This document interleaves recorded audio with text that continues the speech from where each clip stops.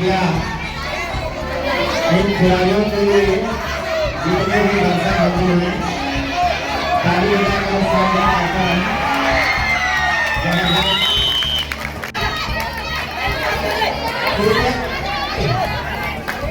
कुश्ती के जितने खिलाड़ी हैं सभी तरह से वो कुश्ती के ग्राउंड में जाएं। अगर ध्यान दीजिए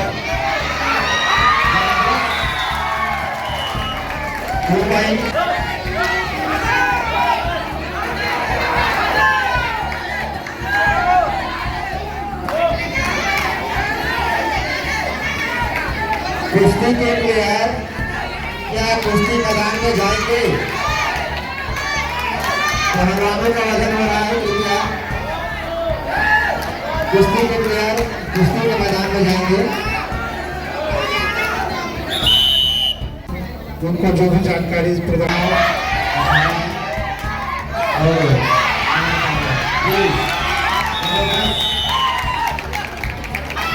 ये मैच जबरदस्त चलता हुआ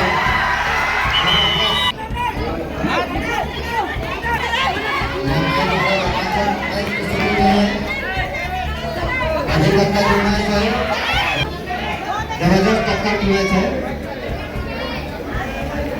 23 कोंडा गांव है 24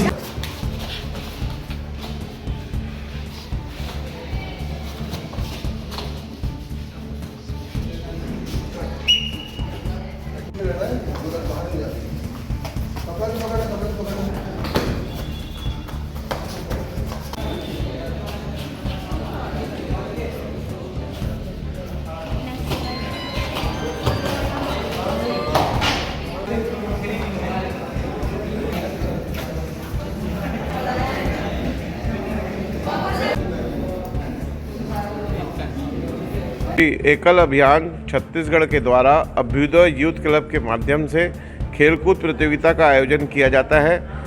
एकल विद्यालय के माध्यम से वनवासी अंचलों में छोटे छोटे गांवों में छोटे बच्चों को विद्या का संचार करने के लिए एकल अभियान शुरू किया गया है। इसमें बच्चों को खेलकूद के माध्यम से दुरुस्त रखने के लिए दिसंबर माह में पहले संच स्तर पर खेलकूद प्रतियोगिता होती है। जो बच्चे चयनित होते हैं वो अंचल स्तर पर जाते हैं। अंचल के बाद भाग स्तर पर उनका चयन होता है।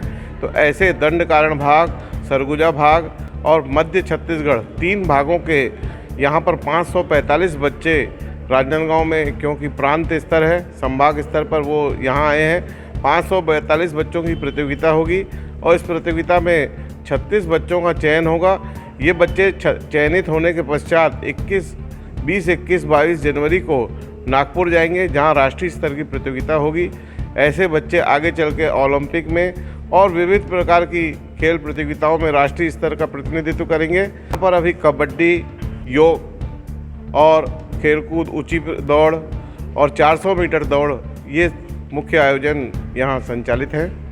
अभ्युदय यूथ क्लब के माध्यम से गांव की जो छुपी प्रतिभा है उसको सामने लाने का काम हमारे एकल विद्यालय के माध्यम से किया जा रहा है।